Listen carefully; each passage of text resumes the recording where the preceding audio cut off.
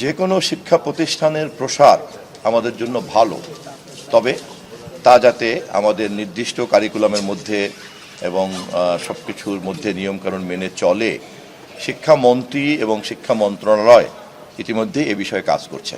ধন্যবাদ। একটা প্রশ্ন স্যার, গতকালকে নাসিরউদ্দিন পাটোয়ারির উপর হামলা হয়েছে এবং তিনি মামলা করার জন্য থানায় গিয়েছেন, দীর্ঘ সময় মামলা নেয়নি, পরবর্তীতে থানায়ও হামলা হয়েছে। যে আলোচনাটা হচ্ছে যে মত প্রকাশ করার জন্য কিংবা সরকারের সমালোচনা করার জন্যই তার উপর হামলাটা হয়েছে। এই যে মত প্রকাশের স্বাধীনতার ক্ষেত্রে এক ধরনের এটা প্রতিবন্ধকতা মনে হচ্ছে, কেন এত থানায় এত মামলা নিতে এত দেরি করলো কেন, কিংবা আপনারা এই বিষয়টা কী ধরনের খোঁজখবর নিয়েছেন? আমি নিজেও দৈনিক পত্রিকায় সংবাদটি পড়েছি। বিষয়টি সম্পর্কে আমার কাছে কোনো পরিষ্কার তথ্য এখনও আসেনি, এবং এ বিষয়ে সংশ্লিষ্ট মন্ত্রী, স্বরাষ্ট্রমন্ত্রী ইতিমধ্যেই কথা বলেছেন। বাকি কথাও তিনি বলবেন। ধন্যবাদ। শেরেবাংলা একে ফজলুল হক ফাউন্ডেশনের আজকের এই ঈদ উপলক্ষে এতিমদের মধ্যে যে অনুদান বন্টনের যে আন্তরিকতাপূর্ণ আয়োজন, এই আয়োজনের সভাপতি, এই ফাউন্ডেশনের সভাপতি ইঞ্জিনিয়ার জনাব হানিফ সাহেব এবং এই ফাউন্ডেশনের প্রধান উপদেষ্টা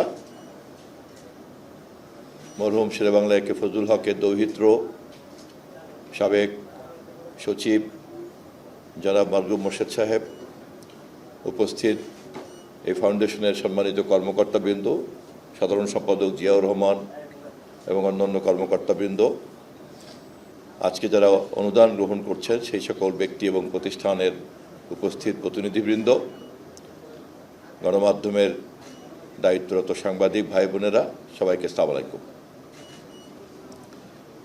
শেরেবাংলার নামের সাথে ব্যক্তিগতভাবে আমার আবেগ জড়িত।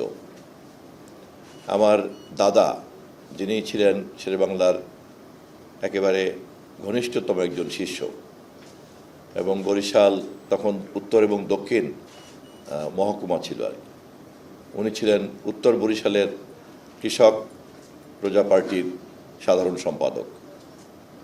জন্মের পর থেকে, বুদ্ধি হওয়ার পর থেকেই যাদের নাম দাদার কাছ থেকে শুনতাম, তার মধ্যে শেরেবাংলা একে ফজলুল হক, এবং যেই নাম এবং গল্প শোনার মধ্যে দিয়ে একজন রাজনৈতিক কর্মী হওয়ার জন্য আমার ওই শিশু কিশোর মনে প্রভাব বিস্তার করেছিল, তিনি হচ্ছেন শেরেবাংলা একে ফজলুল হক।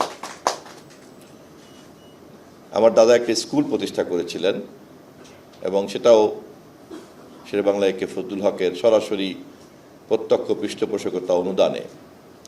উনি যখন কলকাতা বিশ্ববিদ্যালয়ের ছাত্র ছিলেন, আর তখন মুখ্যমন্ত্রী ছিলেন, প্রধানমন্ত্রী ছিলেন শেরেবাংলা একে ফজলুল হক, ওনার সরাসরি পৃষ্ঠপোষকতায়। আপনারা জানেন যে তখন বাঙালি মুসলমানদের মধ্যে শিক্ষার প্রসার তেমন একটা ঘটে নাই। শেরেবাংলা একে ফজলুল হক তিনি যখন 1937 সনের নির্বাচনে অবিভক্ত বাংলার প্রথম নির্বাচিত প্রধানমন্ত্রী হলেন, ব্রিটিশরা তখন কেবল ধীরে ধীরে গণতান্ত্রিক প্রক্রিয়া শুরু করলো, এবং তার মধ্য দিয়ে শেরেবাংলা অবিভক্ত ভারতের প্রথম নির্বাচিত নেতা হিসাবে সামনে আসলেন। এবং 1940-এ যখন লাহোর প্রস্তাব দেয়া হলো ভারতের ভবিষ্যৎ নিয়ে ব্রিটিশদের সঙ্গে দর কষাকষি করার জন্য, সেই প্রস্তাবও কিন্তু উপস্থাপন করেছিলেন শেরেবাংলা একে ফজলুল হক, এবং ওখান থেকে তার নামটা হলো শেরে বাংলা। কারণ সর্বভারতীয় মুসলমানদের সেটা একটা সমাবেশ ছিল, সেই লাহোরে অনুষ্ঠিত হয়েছিল, এবং সেখানে উনি যেহেতু এই প্রস্তাবটা উপস্থাপন করেছেন, ভারতের মুসলমানদের জন্য একটা আলাদা স্বতন্ত্র রাষ্ট্র কীভাবে করা যায়, সেই কারণে ওনাকে তারপর থেকে শেরেবাংলা নামে সবাই চেনেন।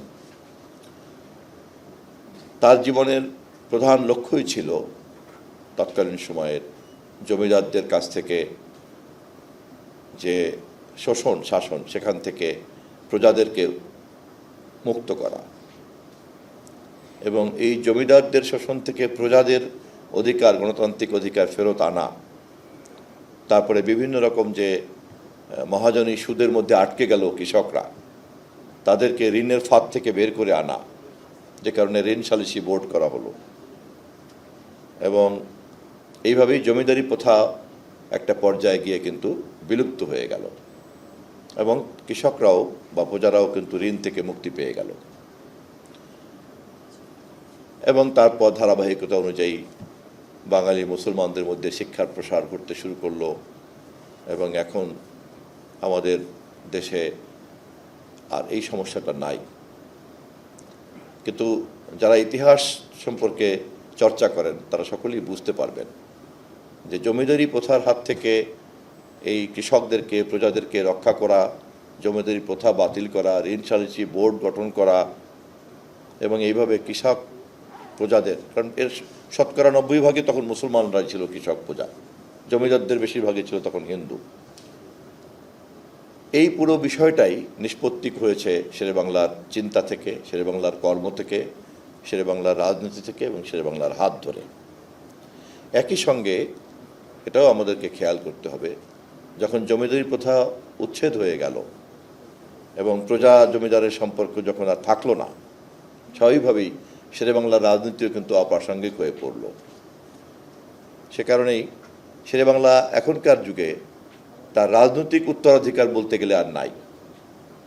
কারণ তিনি যে রাজনীতিটা করতেন, সেই জমিদারি প্রথা যেহেতু শেষ হয়ে গেছে, প্রজারা যেহেতু মুক্তি পেয়ে গেছে, এ কারণে আর কৃষক প্রজা পার্টির কিন্তু আর প্রয়োজন পড়ে নাই। পরবর্তীতে যখন ভারতে মুসলিম লীগের নেতৃত্বে, জিন্নাহ সাহেবের নেতৃত্বে যখন আলাদা রাষ্ট্রের কথা চিন্তা করা হলো, তখন আবার আরেকটা ইতিহাস তৈরি হয়ে গেল। তো সেই কারণেই শেরেবাংলাকে রাজনীতিবিদ হিসাবে যত না আমরা খুঁজে পাব, তার চেয়ে অনেক বেশি খুঁজে পাব আমাদের দেশের একজন সমাজ সংস্কারক হিসাবে। কারণ তিনি যদি সেই দিন শিক্ষার ক্ষেত্রে এবং ঋণ ব্যবস্থার ক্ষেত্রে এবং জমি জমার মালিকানার ক্ষেত্রে, জমিদারি ব্যাপারটা উচ্ছেদ করার ক্ষেত্রে এই ঐতিহাসিক ভূমিকাটা না রাখতেন, তাহলে আমাদের আর্থসামাজিক পরিস্থিতিতে আজকে যে গুণগত পরিবর্তন, যে আমি দাঁড়িয়ে কথা বলছি এখানে, আমার পূর্বপুরুষরা যে, আমার বাবা আমার দাদারা যে লেখাপড়া শিখেছেন এবং এইভাবে যে সমস্ত দেশে যে শিক্ষার প্রসার ঘটল, এটা কিন্তু হতো না। শেরেবাংলা একজন খাঁটি মুসলমান ছিলেন, শেরেবাংলা একজন খাঁটি বাঙালি ছিলেন এবং সে কারণেই তার মতো এরকম অসাম্প্রদায়িক নেতা খুব কমই আছে। শেরেবাংলা যখন প্রধানমন্ত্রী, তখন তিনি মুসলিম লীগের সঙ্গেও সরকার ভাগাভাগি করেছেন, আবার তিনি হিন্দু মহাসভার সঙ্গেও সরকার ভাগাভাগি করেছেন। আপনারা অনেকেই জানেন শ্যামাপ্রসাদ তার মন্ত্রণালয়ের অর্থমন্ত্রীর দায়িত্ব ছিল, আবার নাজিমুদ্দিনরাও তার মন্ত্রণালয়ে ছিল এক সময়। আমি আজকে আর কথা বাড়াবো না। আমি মনে করি যে যেহেতু শেরেবাংলা একে ফজলুল হকের রাজনৈতিক উত্তরাধিকারটা সঙ্গত কারণেই নাই, সেই কারণে শেরেবাংলা ফাউন্ডেশনকেই কিন্তু অনেক বেশি দায়িত্ব নিতে হবে তার এই কর্মকে পরবর্তী প্রজন্মের কাছে পৌঁছে দেওয়ার জন্য। এবং সেই কারণেই শুধুমাত্র এই দান অনুদান এবং এই ধরনের যে সমাজকর্ম, এর মধ্যেই কিন্তু শেরেবাংলা ফাউন্ডেশনকে আটকে থাকলে চলবে না। শেরেবাংলা ফাউন্ডেশনের কিন্তু কাজ আরও অনেক বড়। আমি আমার অবস্থান থেকে যতটুকু সমর্থ সবটাই আমি শেরেবাংলা ফাউন্ডেশনকে দিতে চাই।